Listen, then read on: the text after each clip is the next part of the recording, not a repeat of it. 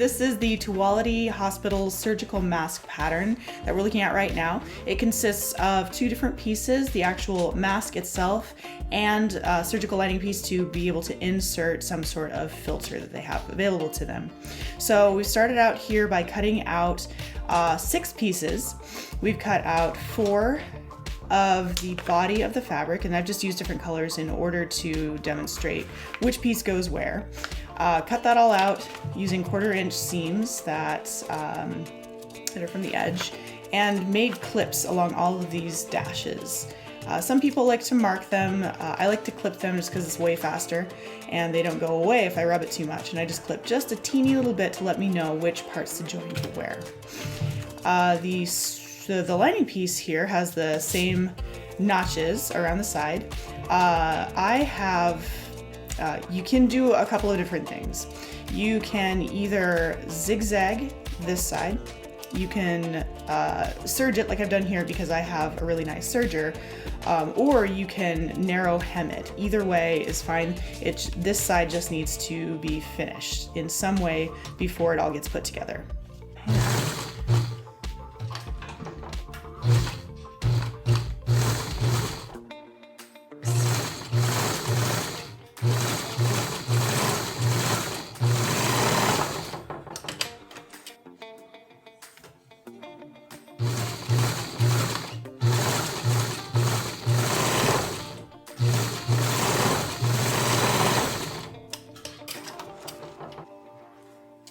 So now you have the 2 sides finished, and that's where the pocket will open up so you can insert the filter.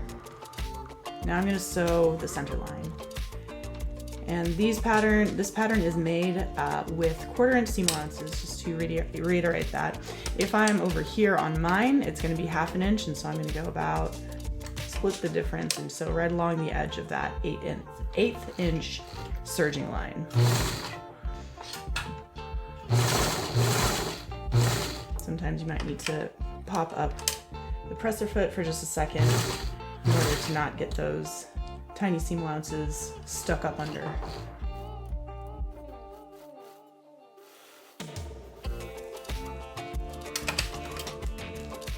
So now I have the edges finished, and these are the only edges that we're going to be finishing that way, so we're done there. The next step is to sew the remaining 2 body pieces together the exact same way, and then we're gonna iron everything. So now that we have these 2 pieces, all 3 of these pieces sewn the exact same way, the next step is to iron them flat. And what makes it easier to either iron or top stitch the center seam flat is clipping the curve. So you start off clipping just as close to that seam line as you possibly can without actually clipping into the thread itself. And you just need a few around there. And what it does is it allows, when it's flipped the other way out, to compress just a little bit. If you don't do this, I didn't do it here because I have serging on this side. It's largely okay. You get a little bit of bulkiness through there that ironing will mostly take out, but this will make it look nice and flat from the outside.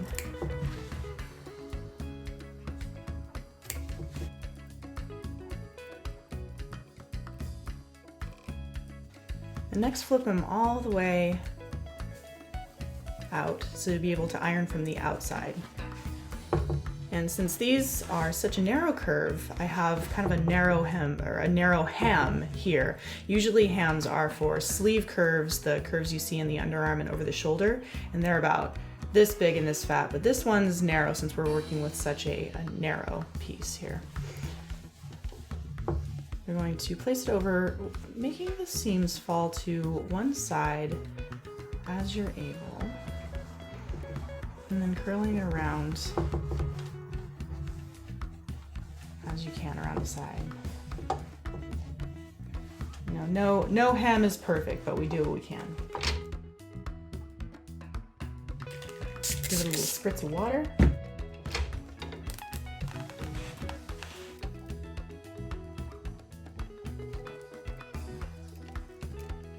And then you get a really nicely ironed curve. And then do that to all 3. If you don't have a ham, you can do this. The ham just makes it a little bit easier. You can do it without it though.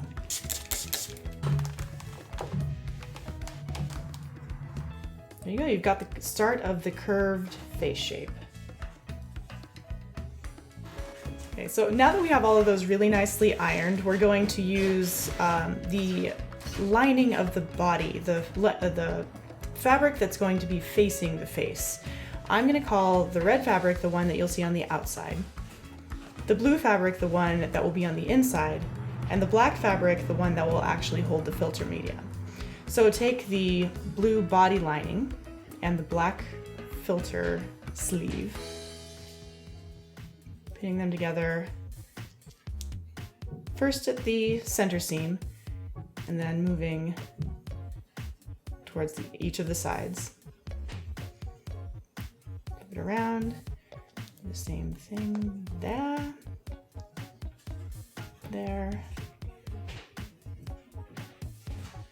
and there.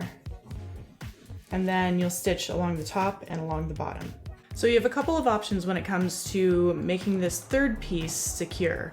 You could either just lay the outside fabric over the top, pin all three and sew, but I like to baste it first, the lining layer to the pocket layer, to make sure everything sits together and I don't have to worry about any of the layers shifting. So I'm gonna turn my machine all the way up, the longest stitch length it'll go, and just run, no need to even back stitch, run a quick stitch across the top of the whole thing.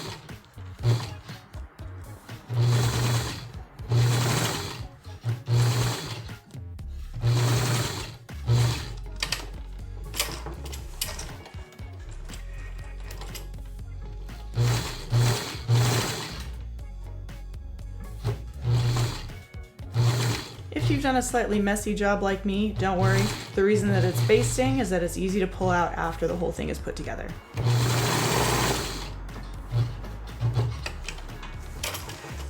Now that we have the lining and the pocket lining basted together, we're going to join the whole thing together. So take your outside fabric, place the right side against the other fabric that you were just working with, center seams first, and pin all the way down. This is where your clips come in real handy. They match up just right.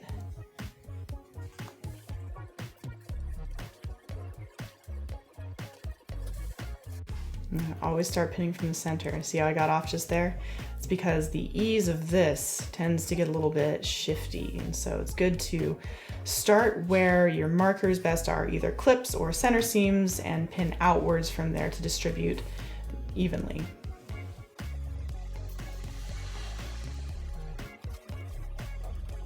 Looks like it's all laying together nicely.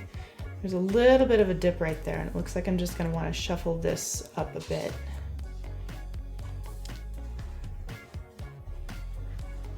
Kind of distribute the differences between the top and the bottom just a little bit more.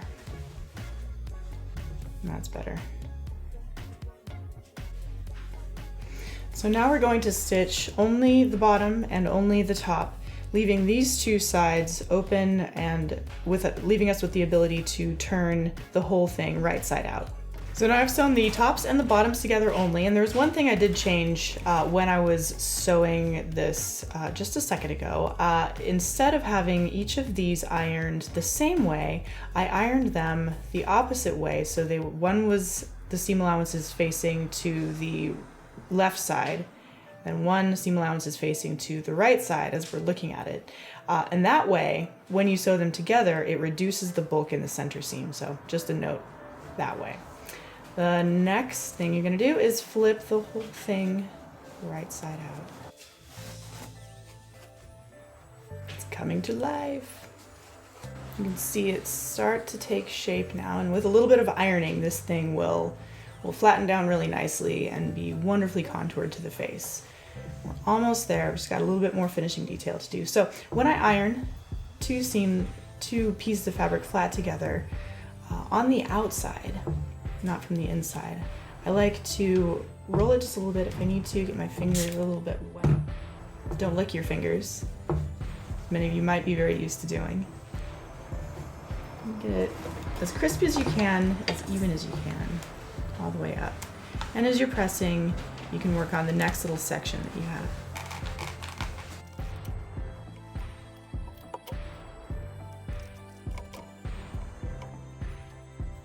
That's from the basting stitch I pulled earlier. the bobbin side of it.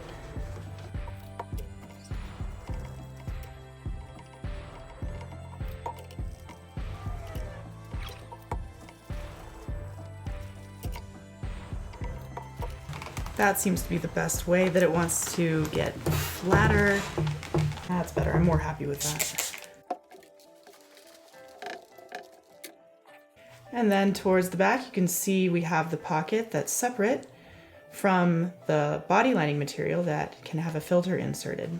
The next step is to hem the edges, and they want about that much of a turn. You can measure the pattern. There's no explicit instructions, so measuring the pattern, it looks like they want about 1/4 of an inch, so 1/2 inch total.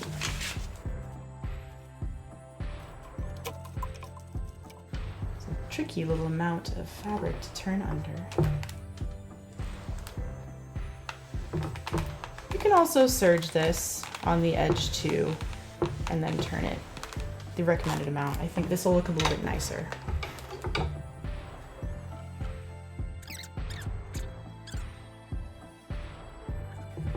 Got one ready to go, and I'll do the same thing to the other side after I give it a good press.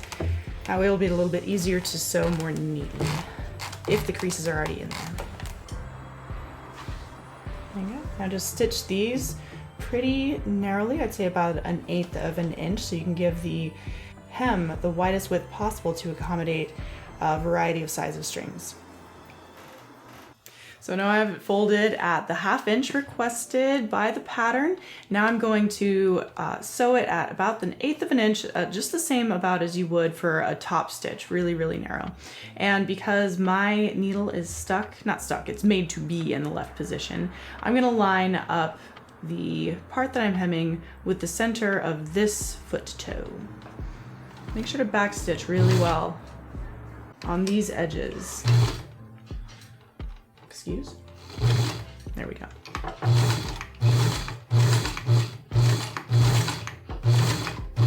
So they have some durability to them.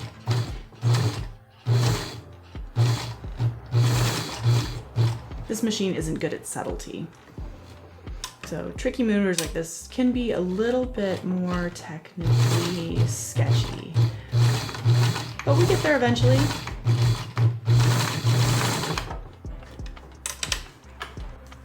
Make your life easier by clipping your threads as you go. It should look just about like that from the outside. So now that we have everything together, our mask is totally complete, we're going to add the strings that they'll use to tie it onto their face. So I'm using double fold extra wide bias tape. 1/2 an inch is the size on that one. I'm gonna measure out 2 30-inch pieces.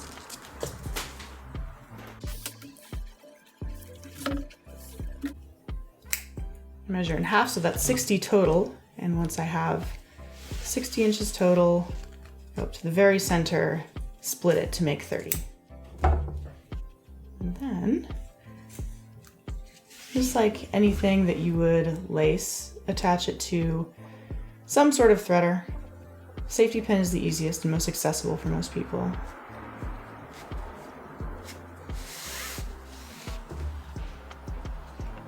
There's one. Bias is nice because it doesn't need to be finished. It is pretty naturally fray resistant.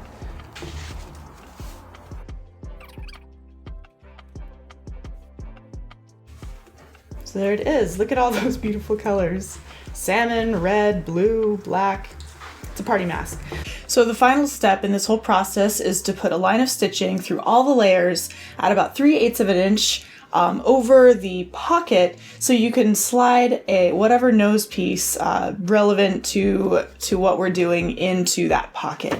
So you start off at about 3/8 of an inch right here. Do a good back tack, making sure that holds down, and continue 3/8 of an inch all the way across to the other side of the pocket. You're going to encounter some bulkiness at the top of the nose piece. Just go slow. Help it through if you need to. Sometimes I walk it with the flywheel.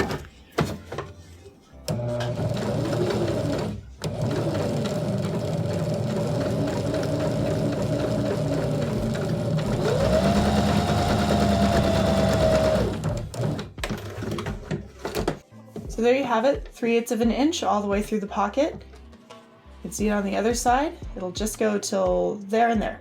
So there you have your completed mask. These two will tie around the head, and these two will tie up above the ears, and these two will tie below the ears around the neck. Thank you so much for your efforts helping us out making these masks for surgeons specifically. Without you, we couldn't make this happen.